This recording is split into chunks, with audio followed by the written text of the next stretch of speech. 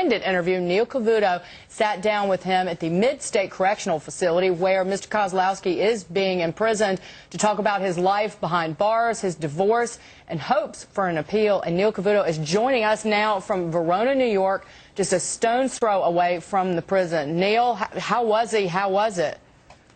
You know, there's nothing weirder than just going to a prison, I got to tell you. And to see in that prison arguably one of the most celebrated and touted CEOs of all time, relegated to washing floors, doing laundry, tasks that command a whopping salary of not more than $1 a day.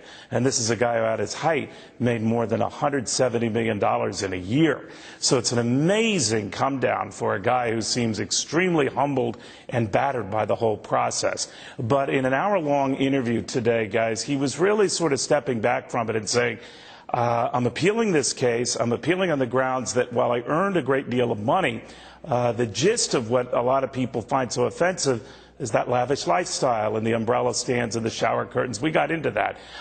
He said he didn't know anything about those expenses, but that not only shareholders but his board of directors approved of those eye-popping pay packages. This is from earlier today.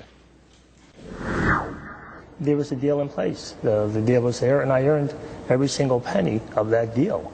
Do you think in retrospect, even if it was all on the up and up, it was greedy? I don't think anybody set out to pay me the amount of money they paid me, in excess of $100 million a year. I do not believe that anybody is worth that in business. I mean, you can contribute so much, but that's a hell of a lot of money. However, what did happen at Tyco was I was paid mostly in stock. So my compensation was variable and it was at risk. And that's the way the board wanted it. That if the company stock didn't do well, if the company didn't do well, I wasn't going to get paid, and it was at risk. If I didn't make certain hurdles and grow the company by some percentages, I wasn't going to get paid anything at all. There would be no bonuses. So it was all variable and all at risk. All right, so all at risk. The question is now whether what's going on in the financial world, and he is very attuned, ladies, to what's happening in the news with Citigroup and Merrill Lynch and everything else, hinting that he might be getting some company there. But he says they never sue you when the stock's on the way up. They sue you on the way down. And they look for scapegoats, and CEOs are convenient ones. He's clearly fighting this to the end, saying that if the biggest sin is buying expensive artwork and the likes, he shouldn't be in prison. In fact, he said, had he not had that umbrella stand or that shower curtain or that expensive artwork, he wouldn't be in prison. Interesting. So he's basically saying, I'm greedy, not guilty, and people were confusing the two, Neil. That's exactly right, Liz. He says, if the worst thing you could say about me is that I spent a lot of money on things that I don't even remember right now, that is probably selfish. It's a little greedy, but it isn't the kind of stuff that should land you in prison. And he points out with an 8 to 25-year prison sentence, he is being punished far more than the likes of Ivan Boesky, Michael Milken, a host of others who've done time behind bars for what he considers to be far greater offenses. Neil, I so look forward to seeing the rest of this interview. Great job, and you were right there with him. Incredible stuff. I really look forward to seeing more. It's a humbling experience. Man, oh man, that's Indeed. Not a place you want to be. Neil Cavuto.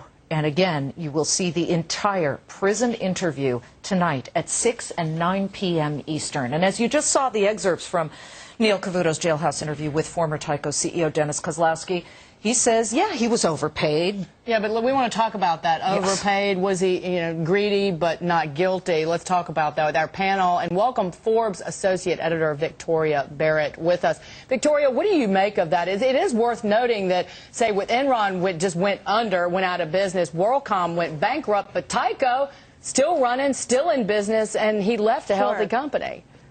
Sure, and under Kozlowski's watch, the stock did very well. If you were a shareholder, you were quite happy.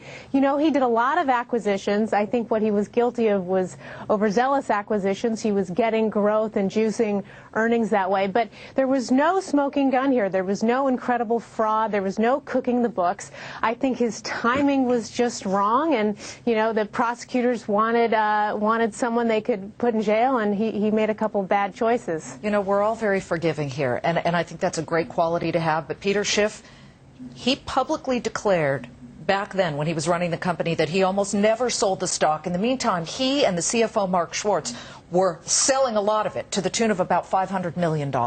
Yeah, you know, that's part of the problems with stock-based compensation. Everybody thinks that aligns the interest of the CEO with the company, but it really doesn't. What it does is it encourages CEOs to take a lot of risk that in the short run appears to be paying off. But ultimately, in the long run, the shareholders are left holding the bag, and the CEOs have already cashed out. You know, that's what you're seeing right now on Wall Street with all these losses in the investment banks and the financials. For a while, all these risky loans appeared profitable, but in reality, they weren't. And, you know, at the rate the dollar is falling, you know, pretty soon we're all going to have $6,000 shower curtains.